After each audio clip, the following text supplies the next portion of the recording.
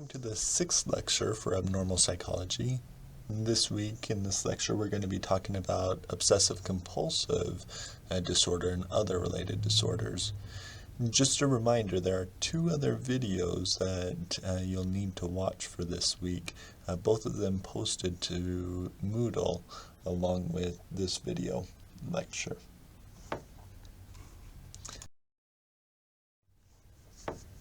As we think about the obsessive-compulsive disorders, we're actually going to be covering 4 different ones today in this lecture. Of course, obsessive-compulsive disorder, but we'll talk also about body dysmorphic disorder, hoarding disorder, and then trichotillomania and excoriation disorder. With each of these, we're going to be doing the same thing that we've already done for depression and for the anxiety disorders. We're going to be talking about the what, why, and how for each. Now, a little bit different from what we did in the past is we're going to take these one at a time. So first talk about obsessive-compulsive disorder, the what, why, and how, and then jump into body dysmorphic disorder, and then hoarding, and then trichotillomania.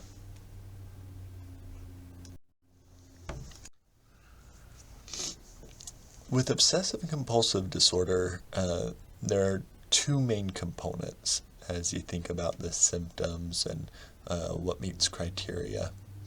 The first component are the obsessions. Obsessions are thoughts that continue to come to the individual. Typically they're thoughts and urges, but they could also be images. And they're thoughts that are distressing and unwanted for the individual, and they can't seem to control them. And they're distressed by the fact that these thoughts keep on coming back to them. Now, because they have these thoughts over and over, and they can be, a range of thoughts, some more severe than others, but because they have these thoughts that keep coming back to them over and over, and they can't ignore them, they can't suppress them, they can't get rid of them, this leads to the compulsions. And the compulsions are the second component. And these are repetitive behaviors or some types of acts that the individual does in order to get rid of the obsession or in response to the obsession in some way. So oftentimes these compulsions are done so that the negative consequence from the obsession, the fear or the worry, doesn't actually come to pass. Now, they're not the compulsions. They aren't really connected to the obsessions in a realistic way, in that they don't actually do anything to get rid of the obsessions, or they don't actually solve the problem or the worry that the obsessions are about. But for the individual, it makes things feel better. It makes it oftentimes so they're finally able to let go of the thought that keeps on coming back to them. With this disorder, in order for somebody to get a diagnosis of obsessive-compulsive disorder, it's important that these obsessions and compulsions are time-consuming. More than 1 hour per day. Oftentimes individuals with this disorder are spending their entire day with their life focused on the disorder, and it kind of governs their life, but it has to at least be an hour, and it has to cause some type of distress and impairment. Let me mention one other thing about this disorder, and then I want to give you a case example of a client that I worked with. So this disorder is different from obsessive-compulsive personality disorder. Sometimes within the media, as well as kind of what's talked about, these 2 are kind of merged together or seen as the same thing, but they're actually very different from each other. Obsessive-compulsive personality disorder is all about having things orderly and neat, having things structured. So this is an individual who might like his desk nice and perfect and clean, and that's the way they like it, and they want things to happen that way. Or another individual who is on time for everything and just makes sure that everybody's on time, and everything has to kind of work out exactly according to plan. And it causes distress for them if things aren't neat, aren't organized, aren't according to plan. The personality disorder often lacks the obsessions that are kind of the nonstop worries or thoughts that come to them. And their behaviors in obsessive compulsive personality disorder aren't the extreme or behaviors that are kind of out of touch with what actually has an impact or effect on their life. And so with OCD, we see these consistent thoughts, and then we see behaviors that don't really make a lot of sense to kind of an outside observer. Oftentimes the behaviors, the compulsions, don't even make sense a lot to the individual. They recognize that they aren't needed, but they still can't help but do the behaviors. All right, so let me get to that example of the client that I worked with obsessive compulsive disorder. She was an individual in her mid to late 30s. She was a single mother. Her husband had died a couple years back, and she had 2 younger children. Her husband, when she was married, that relationship, he was abusive and emotionally abusive toward her, not physically abusive, but emotionally kind of dominated in the relationship, and she describes it as not really a happy marriage. So she was actually kind of relieved when he finally passed away. And when he did pass away, she did get a good amount of money from the life insurance, but because of her disorder, because of OCD, and how that kind of got in the way in her life, even though she had the money to live and raise her children on her own, she had to move back in with her parents because the OCD was so interfering that she needed her parents' help to just do the regular daily routine. So let me tell you about her disorder. For her, she had a fear, her obsessions were that somehow she was going to harm her children. Now, not harm, she was going to beat them in some way, but harm them in that by some accident she would cause harm to them. And so she had a worry about germs, that she, while she was out of the house, would get germs on her and get contaminated, and that she would bring those germs back into the home, and those would be passed on to the children, and then because the children got those germs, they would die. She had obsessions that by accident, things like she ran over one of her children, and that would just, when she would get in her car, that would play in her mind that by accident she hurt them in that way. She'd have obsessions that she would accidentally burn the house down, and her children would be stuck inside and die. And that would just play over and over in her mind. She'd also have obsessions that she wouldn't be able to pay her bills in time, and the electricity would get turned off in her house, and as a result of it getting turned off, and it being a harsh winter, her children would freeze to death. And so these weren't kind of realistic thoughts. Every parent worries about their children in some degree, but for her they were extreme thoughts. There was no evidence that these things actually were going to happen, but she believed that for certain they were, and she just couldn't let go of her thoughts. 24 hours a day, these types of thoughts were just playing over and over again to her.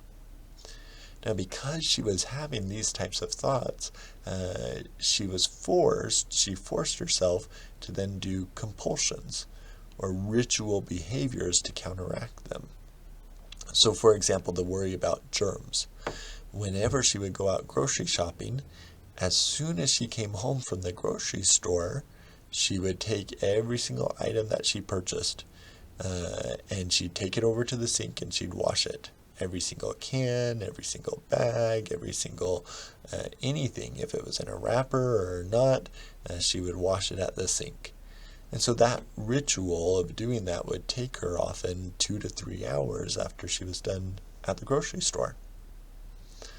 Also, as an example of the worry about she would pass on germs, every time she went out of the house, she had an outfit, a white outfit that she would wear as she was out of the house. And then as soon as she got home, she took that outfit off, changed into safe clothes. Before she really entered into the full home, she stepped into the laundry room first, took off that outfit because it had the germs on it, threw it in the washer, changed into safe clothes for home, and went about her routine at home. She also would not touch things outside of the home. So, for example, when you sign a receipt for your credit card, she wouldn't use the pen that was available there because it had too many germs on it. Or even opening doors, things like that. She was worried too many germs on it that she could then later pass on to her children. And for her, one of her children was still in diapers, and that really kind of bothered her in terms of germs. Whenever that child would have soiled their diaper, it was a 2 or 3 hour routine for her to wash the entire room where the child had had the accident, and then wash the child, give the child a bath, get completely new clothes, wash all the clothes, and just every time. And you can think about how a child, in diapers, soils the diaper several times a day. And so this child in diapers had to go through several baths all throughout the day because of her worry that those germs would somehow kill that child. I mentioned, the worry that came to her that she would accidentally run over one of her children. And so every time she backed out of her driveway and started down the street, the thought came to her head, I just ran over my child. And because of that thought, she would either stop the car, get out of the car and look around and check and see, or she would drive around the block so she could go back down the street and look and make sure that her child wasn't there somewhere. But doing this wouldn't fix the problem. She would just have the thought come to her again as she was driving around the block that, oh no, maybe he was over here and I ran him over, or oh no, maybe he was over here.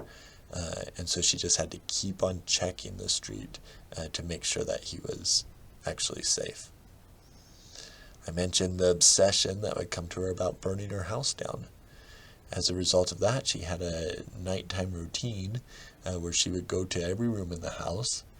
Even if the lights were off already in that room, she would turn them on and then turn them off herself so she could make sure.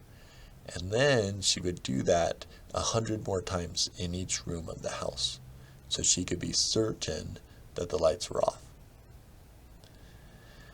Another thing that she did, I mentioned the power being turned off on her. She was so worried about that she would write her check to the power company, and she would go through 10 or more checks, making sure that she had written everything right. If her handwriting wasn't perfect, or if she, misspelled something, or the one wasn't clear enough, or whatever it was, then she tore up the check and wrote it over again. Until finally she got a check that she believed was perfect. And then she'd stick it in the envelope, but she wouldn't send it off to the power company.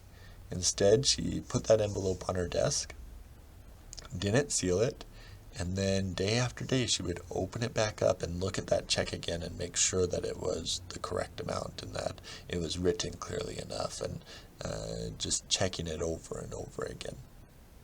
And she did that day after day after day after day, until finally the bill was late, and she'd do this every month. The bill was late, and they sent her a notice saying she was late, and then finally she just forced herself to drop it in the mailbox. that even after she dropped it in the mailbox, she worried over and over that she had done something wrong on it and their power was going to get turned off. Yeah. So you can see for her all of the time that was going into this OCD. And that's why I said that once her husband died and there wasn't somebody else there to help take care of the children and do some of the jobs around the house, it was impossible for her to live on her own. And she had to move back in with her parents, despite being very capable and very intelligent, but just so they could help as she did her obsessions and compulsions related to this disorder. A couple other interesting facts about OCD. It's estimated that 1.2% of the U.S. population will experience this disorder. It's slightly more common in males in childhood, but then as you move on to adulthood, it's slightly more common in females. About 25% of those who develop the disorder will develop it actually in their childhood before the age of 14. And the remaining, or the average, is around the age of 20. It's rare, though, that the disorder would ever develop after the age of 35. Yeah. And we see kind of the development of it often goes along with individuals having more and more autonomy. As they get more and more autonomy and responsibility in their life and doing things for themselves and others, individuals start to have more and more worries that can turn into obsessions and compulsions. A few of the risk factors, now these aren't causal things, but often correlated with or associated with some type of child physical or sexual abuse, and some type of child traumatic events. And we think about these as factors. We'll talk about the etiology of this disorder in a few slides still, but here are situations that the child doesn't have any control over. And as a result, OCD is all about control. Taking these worries that seem like are dangerous things that are out of their control and turning them into something that they can control by doing the rituals for them. There are four main themes to the obsessions and compulsions that individuals do. The first is a cleaning theme. This is often associated with contamination, fears, or obsessions, worries about germs. And so these are the individuals who are constantly cleaning objects or constantly washing their hands, have rituals associated with that. The second is symmetry theme. And this one, the individual often has this need to repeat things in a certain way in their head or count things in a certain way in their head. Monk was an example, if you've seen that TV show, needing to kind of touch things in a certain way. And oftentimes the compulsions are just that, needing to touch, needing to take a certain number of steps, do things in a certain patterned way, and oftentimes might be ordering things as well, putting things in order. But again, different from obsessive compulsive personality disorder, where it's just you like to have things neat and organized. Here, there's some type of ritual that goes along with it, and much more kind of time-consuming with that ritual.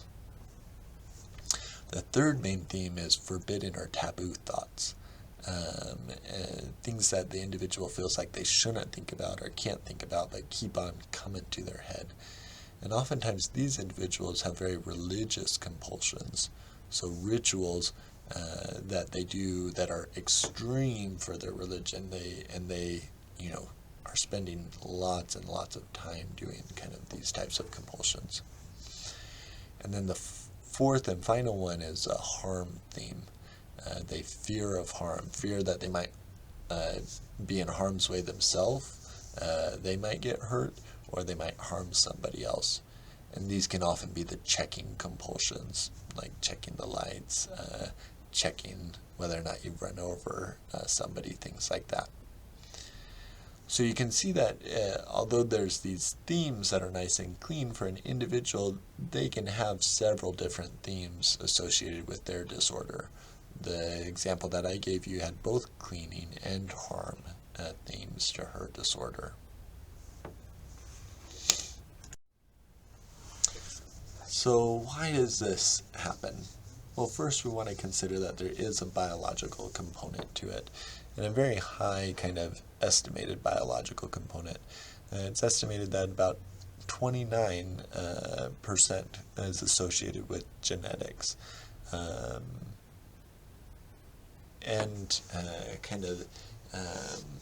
With thinking about that, remembering that the closer the relative, the more likely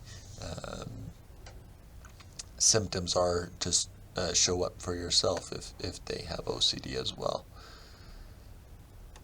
We also see that within individuals with obsessive-compulsive disorder that there's impairment in functioning in some of the areas of the brain. And the areas that are particularly affected are those areas that are involved in controlling the impulses.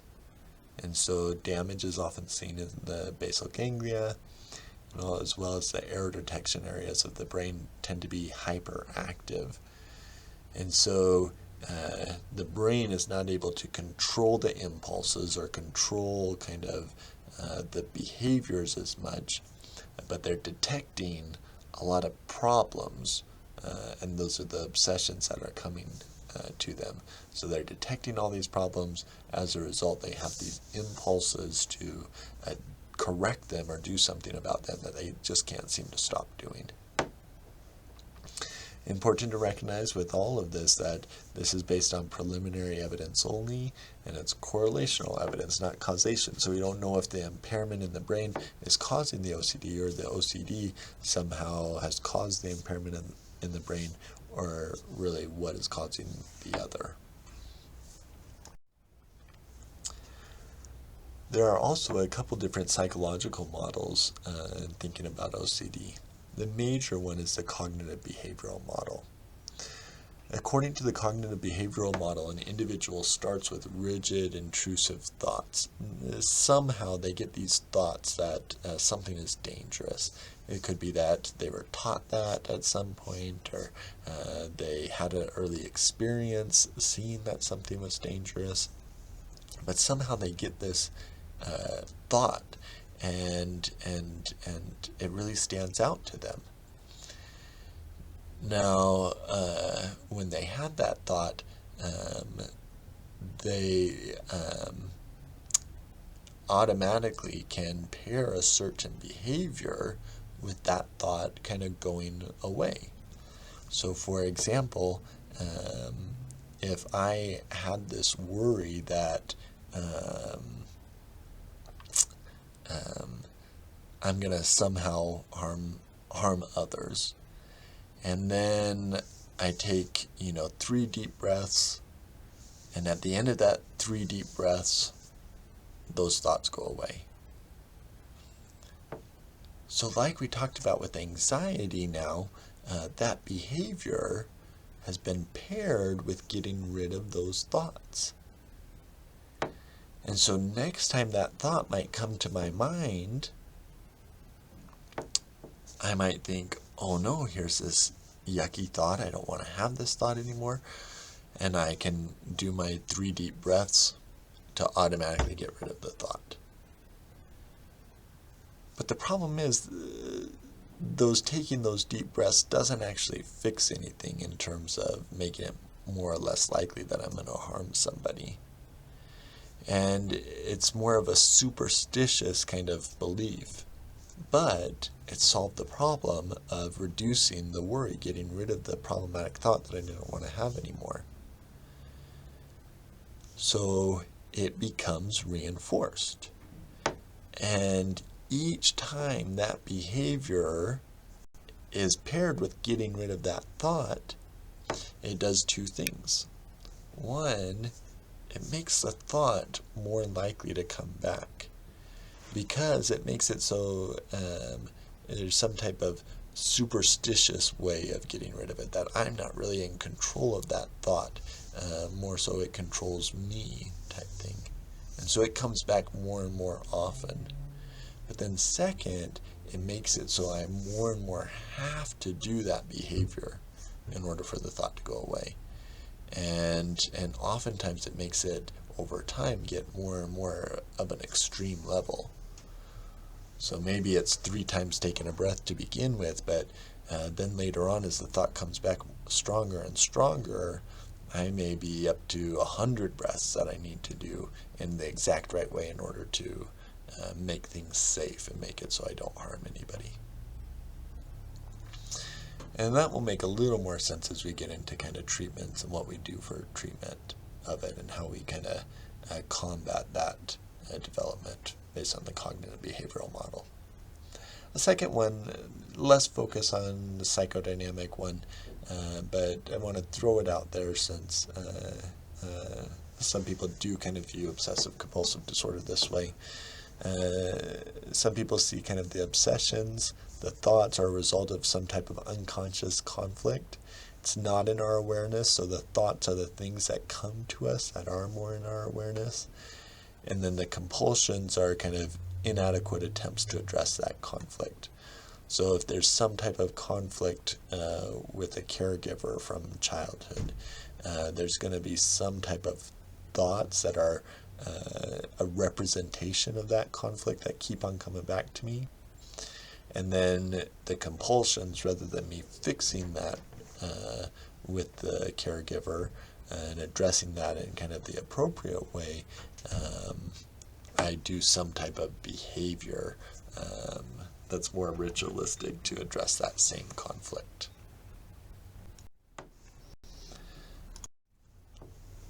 So now that we've talked about kind of what OCD is and theories, or what the research indicates, kind of how it develops, we can move on to treatments for it. So one of the common treatments for OCD is medication. Typically, OCD is treated with antidepressants, SSRIs. So you'll remember those from when we talked about the depression chapter, are the most common treatment.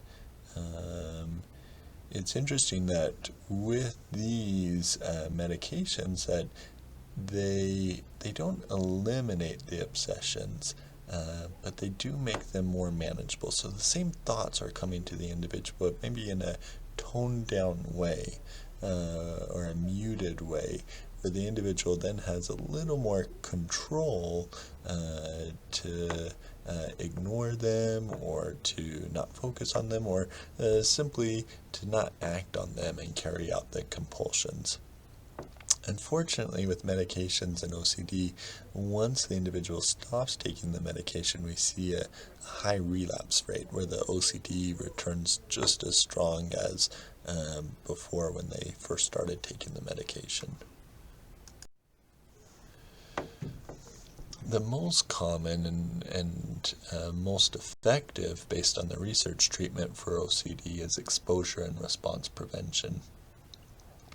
With exposure and response prevention, this is very similar to the treatment that we talked about for the anxiety disorders, where you're having the individual be exposed to the fear and writing out the anxiety that's there, and allowing the anxiety to be there, and still kind of continue doing the things that they want even when the fear is there.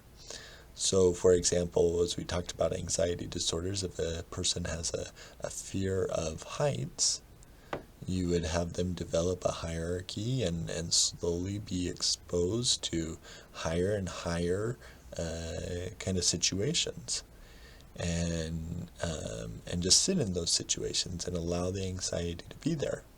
And that's okay, they're still going to stay in the situation. Same thing goes with OCD. But here what you're exposing them to is the obsessions.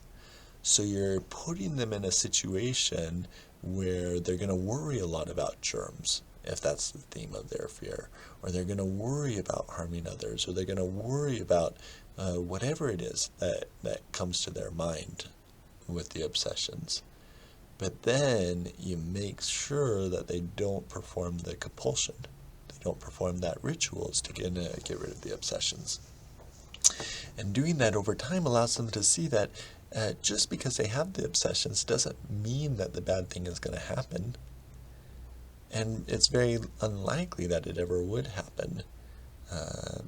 And it breaks the chain or the link between the obsessions and needing to do the compulsions.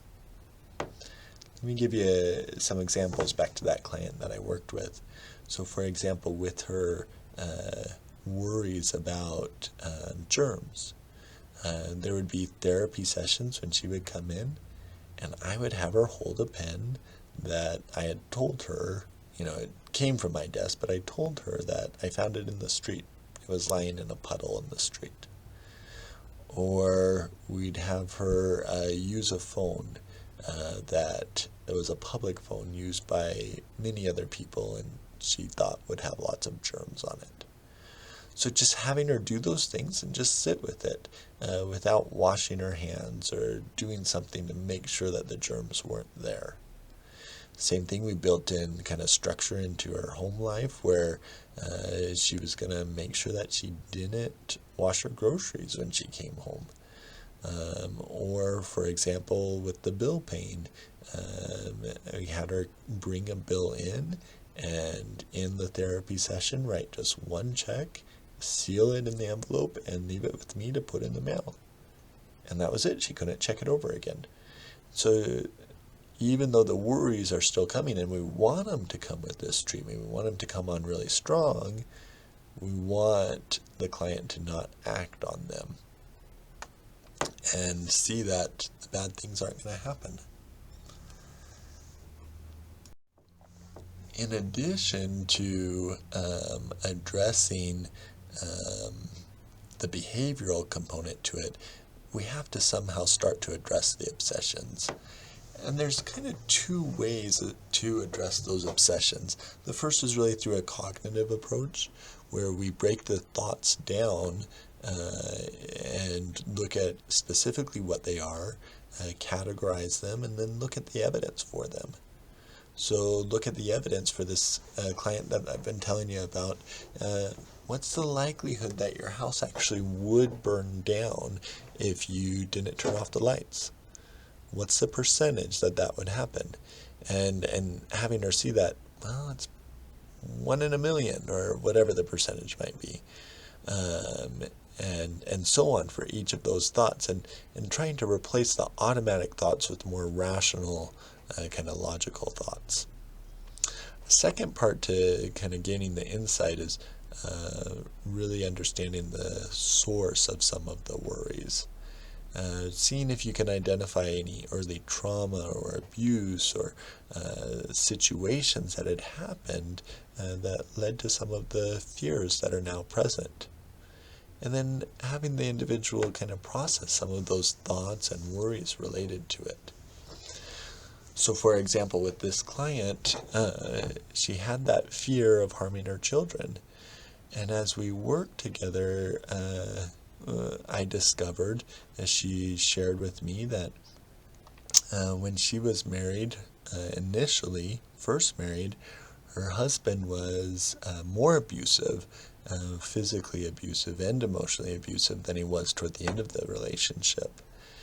And right when they got married, she had become pregnant, and as she shared that news with her husband, she had, just fully thought that they would keep the child and raise the child, and she had strong religious, beliefs for wanting to do that.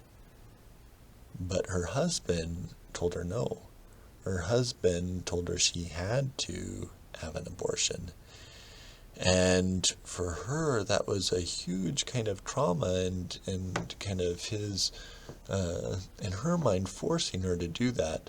And so here we can see where some of the worries are now. It was in her mind, a uncontrollable situation, something she didn't have power or control about, and in her mind ended up hurting her unborn child.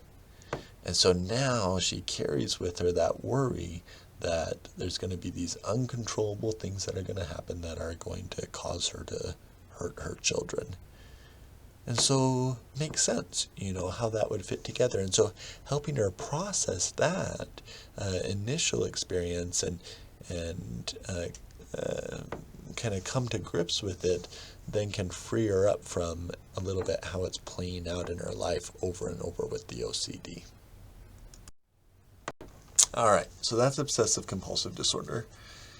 And the next one within this category is body dysmorphic disorder. Body dysmorphic disorder is when an individual has a preoccupation with some type of defect or flaw in their physical appearance. And it's not a real defect or flaw, but something that they perceive to be there that in fact others wouldn't even notice isn't there, or it's not noticeable at all to them. And they're stuck on, because of this perceived defect or flaw, they're stuck on that they look ugly, that they're unattractive, that somehow they're deformed or abnormal and should be outcast from society. At some point, in addition to kind of this thought, and we can think about it similar to OCD, here the obsession is about the defect, and so they can't let go of that belief that they're somehow flawed, that they're somehow ugly, that this thing is noticeable to everybody. And it's not based in reality, again, that their belief goes beyond kind of what they actually look like or what people would actually notice. So at some time during the course of kind of that belief, the individual has to engage in some type of behavior in response to their appearance or concerns. And so that might be excessively checking the mirror. They're constantly looking in the mirror. It might be excessive grooming, skin picking, seeking reassurance. Just they're stuck on the belief, and so similar to a compulsion, but here the compulsion is some type of behavior related to that worry about their appearance. And then finally, similar with all the disorders, it has to cause distress or impairment. And so here's some examples of what it might look like. An individual, say, who lifts weights, but is obsessed that some part of their body is too small. So they excessively lift weights to fix that perceived defect. And to that individual, when they look in the mirror, might still perceive that part as being too small. And so even though everybody else sees that individual as huge, and kind of in a maybe unhealthy way, they still perceive being too small or weak. They're obsessed with that. The first picture, the woman with the scars on her face, she had this disorder. She saw herself as ugly, as having flaws with her kind of physical appearance. And she was so stuck on it and her kind of deformity that this woman poured acid on her own face to kind of get rid of some of the deformities that she believed was there. Now, interestingly, this individual, after she had poured acid on her face, she went out into the street, and people saw her in pain and kind of the effects, and they tried to help her, and they asked her what had happened, and she had made up this story about somebody, some stranger had just randomly walked by and poured acid on her. She was the victim of an attack. And she received a lot of attention and a lot of kind of help, and people really turned to, not just at that moment, but over time, to offer their apologies and do what they could for her. And she really liked that positive attention that she was getting. And so it kind of perpetuated this lie until eventually she was finally discovered. And although the diagnosis has never been given, same could be said possibly for Michael Jackson, where he repeatedly had these surgeries, plastic surgeries, to change kind of his appearance and the way he looked because of his perceived kind of flaws in the way he looks. With body dysmorphic disorder, it can be any part of the body, but most common are skin. It could be due to wrinkles, acne, scars, things like that. Hair, thinning hair, or perhaps the opposite, excessive bodily or facial hair. Oftentimes it's related to nose shape and size. And as an example of this, I had one client who I was doing testing for. And a common thing when you do testing with somebody to kind of get the diagnosis, you record the testing kind of situation. And this individual, when I left the room and kind of went to consult with supervisors and stuff, he would constantly rub his hand in his hair to get the dandruff out. And he would rub his hand in his hair for about 5 minutes and then look at the table, how much dandruff had fallen on it, and then brush it off the table. And then he'd do it again, and he'd do it again. And he, for that period of time while I was out of the room, he couldn't stop doing it. And it happened every time I left the room for some reason, or I hadn't arrived yet. It's just constantly doing it. And it wasn't even something, he didn't have dandruff that anybody would notice, or I ever noticed at least, but he was stuck on it, and so he had to do that kind of ritual of rubbing his head and getting it off.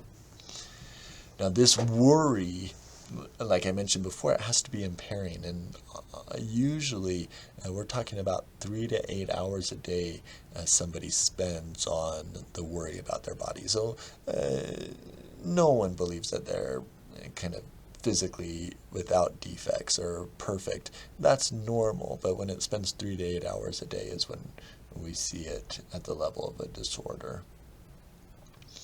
These individuals often have delusions of reference, and that means that they believe everybody's paying attention to them, everybody notices them, everybody's kind of, not in a positive way, but making fun of them because of their limitations.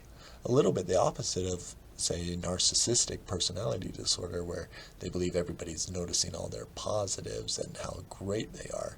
This, everybody's noticing their physical flaws.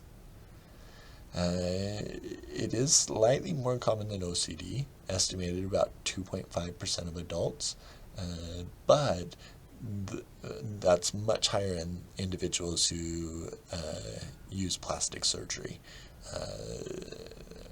Those percentages are much, much higher, and we can see how that would tie in.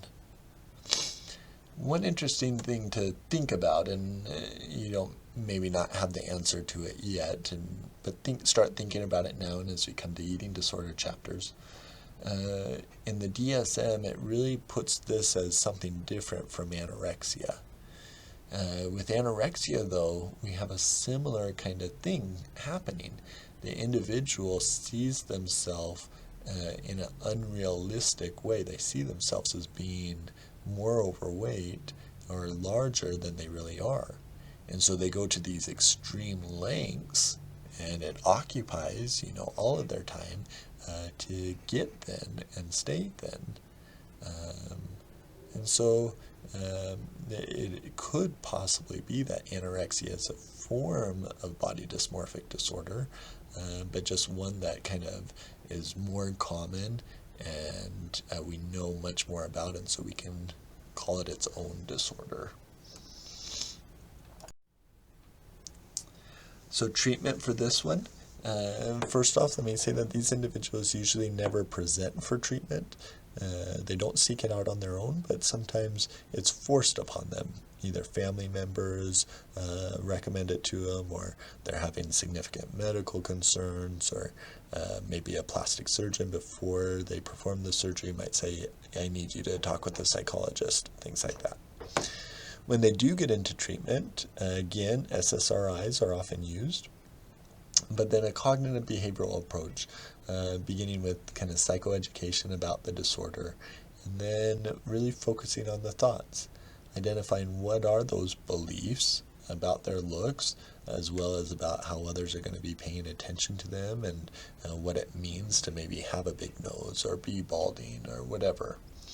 Challenging some of those thoughts and addressing, as you challenge those thoughts, the core belief underneath it all, core belief of I'm not lovable, that people can't love me. Similar to this, of course, doing exposure and response prevention.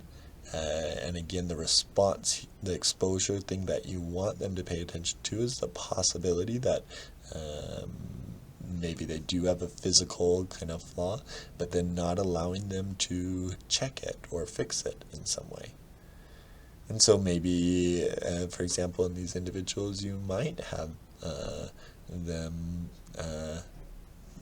spill some food on their face and just leave it there for the day, and that's okay. Or it might, when they have a worry that they have too many pimples, that you just have them allow that worry to be there without doing any acting based on it. The individual with dandruff, maybe you purposely put some, baby powder or something that would look like dandruff on his clothes. Have him purposely do that and go about his day, just allowing that to be there. One other interesting component to it is with these individuals, you work with them through mirror retraining. And so you have them practice looking in the mirror and looking at their body as a whole, rather than focusing in on just one little part. You also have them, as they look in the mirror, describe themselves in objective terms rather than value-laden terms. And then also working with them on healthy mirror use, not avoiding it, but also not spending too much time in front of it and not getting too close to look for any imperfections or flaws. The next one in this category is hoarding disorder. You may have heard of this one before, but with hoarding disorder, it's the difficulty discarding or parting with possessions regardless of their actual value. And so individuals with this disorder keep hold of everything that they get, and they just don't want to let go of it. Oftentimes there's some type of distress associated with the idea of getting rid of it. It may be that they believe that it might have some future value to it, or that it might be worth something, or they might need it for some reason in the future, and so they hold on to it. And as a result of them holding on to all of these things, it gets to be that they've accumulated possessions that tend to cluster and become dangerous for them because they have so much of everything. A couple pictures or examples of it. The office space with all of those books and newspapers and things like that. This is actually a very common category, and it's the hoarding of information. That it may not be necessarily the particular book or the particular newspaper, but that there's some valuable information in the newspaper or in a book that the person may need at some day, and so they keep hold of it just in case they need it.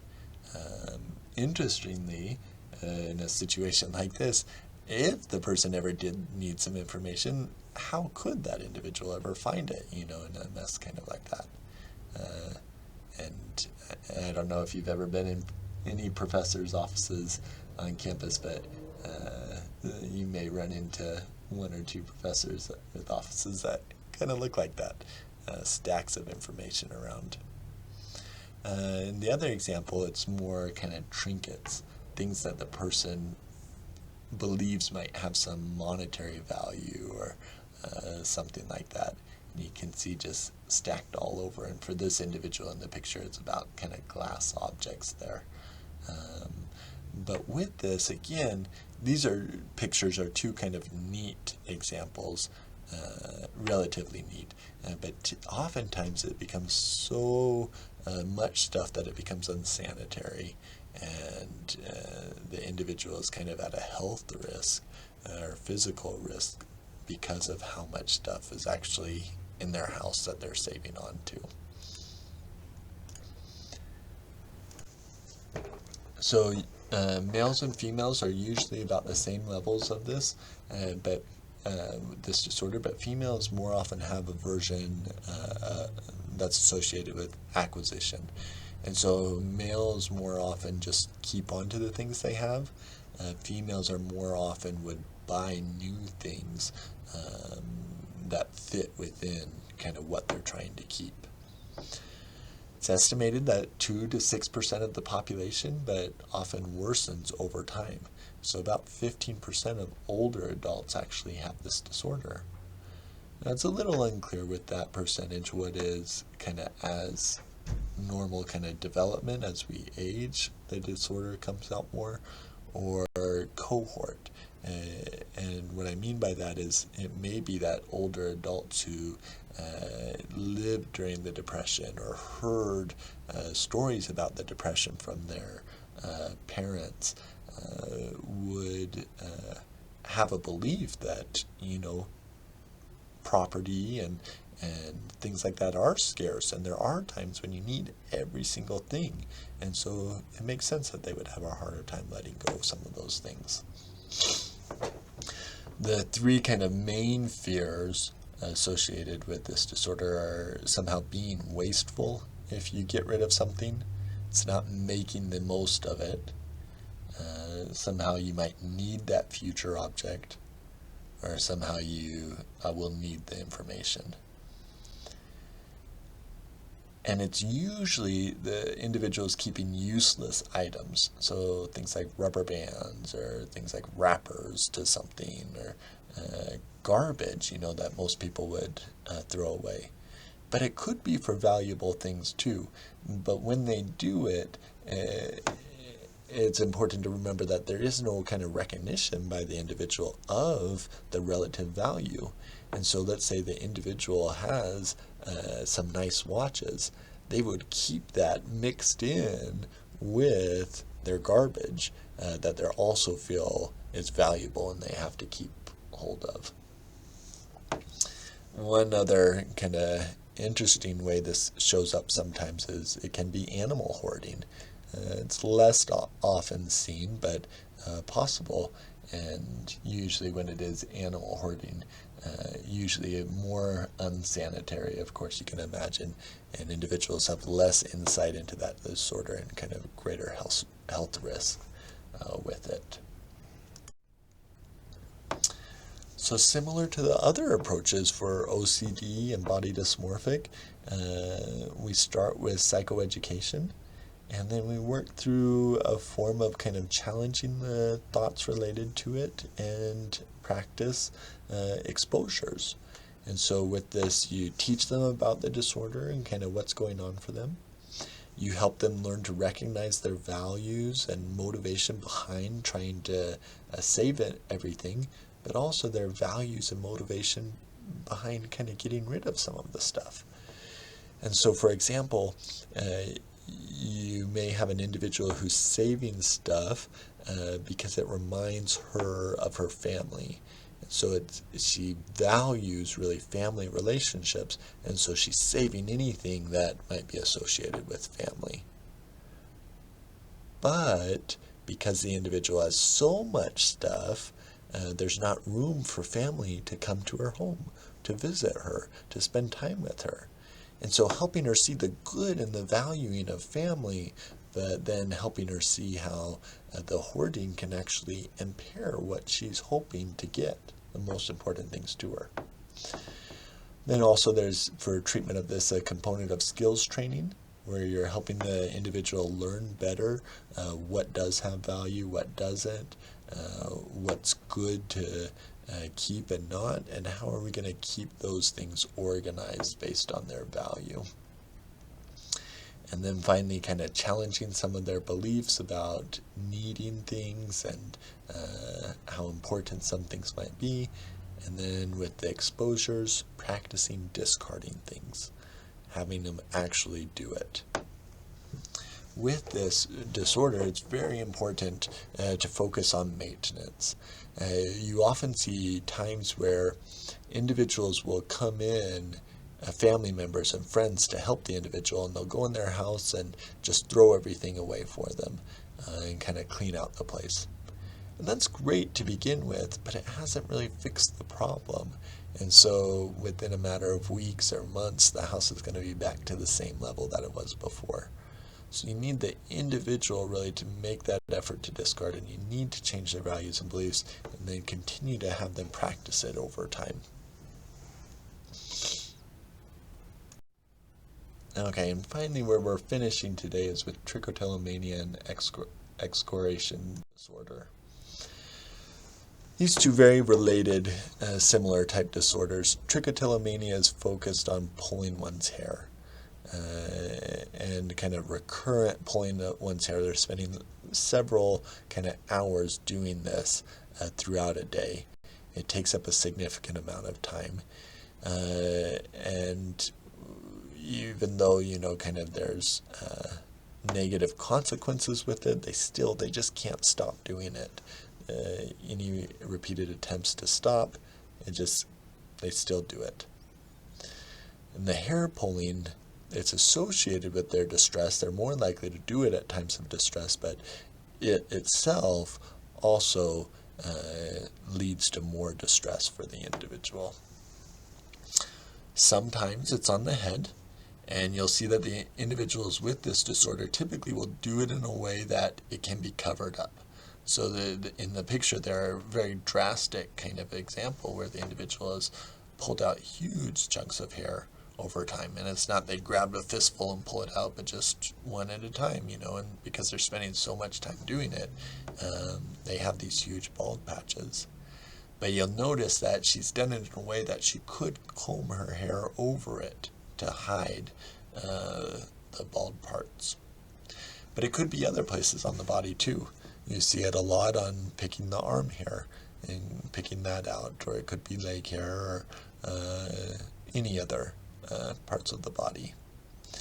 They also often have certain rituals regarding their hair.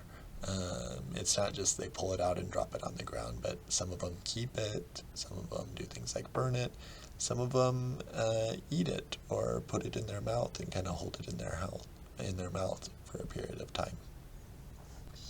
It's estimated 1 to 2% of the population with disorder.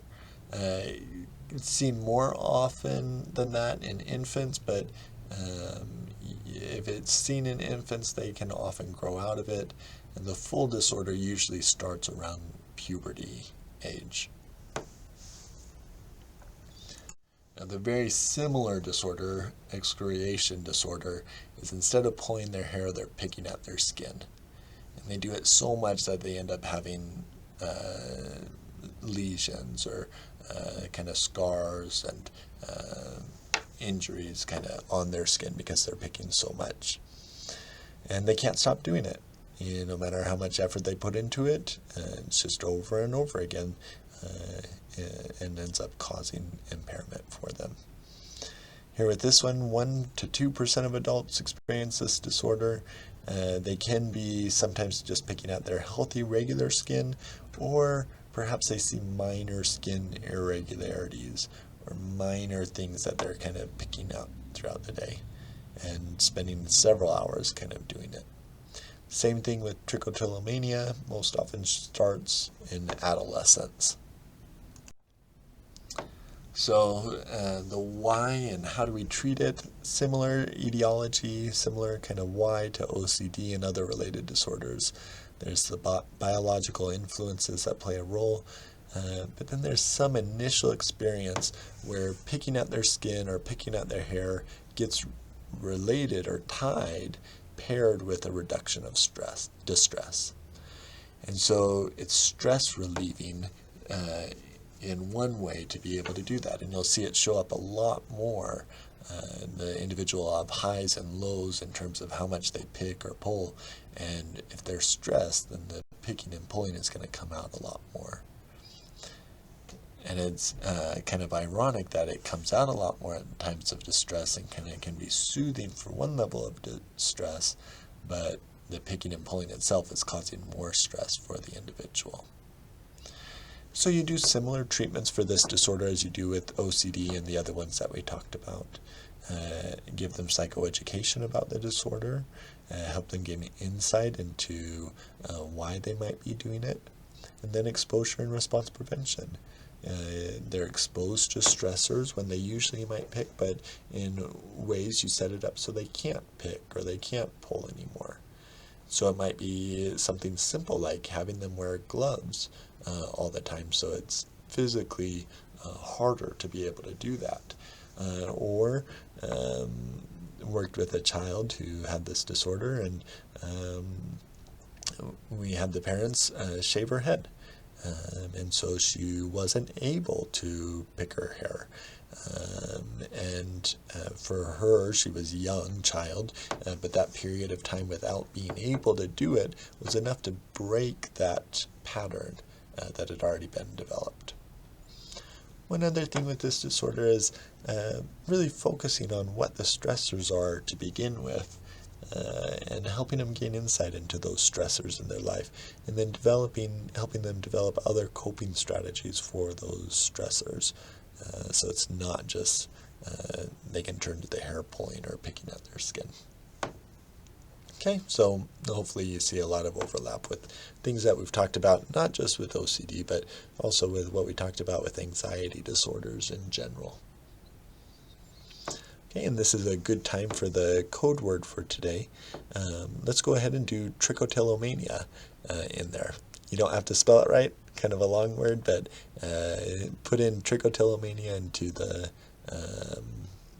credit kind of assignment on Moodle to get credit for this lecture. And that's where we'll stop. So it kind of concludes our OCD and related disorders. I want to mention one last thing with this is these disorders used to be classified as anxiety disorders, and they were grouped with all of the other anxiety disorders.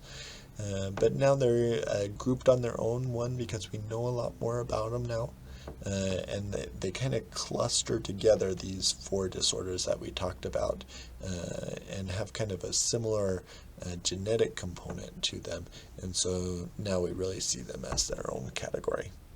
Okay, don't forget to watch those other videos on OCD, and I think I have one up there on, no, I think I just have a couple on OCD, so watch those and complete your homework assignment.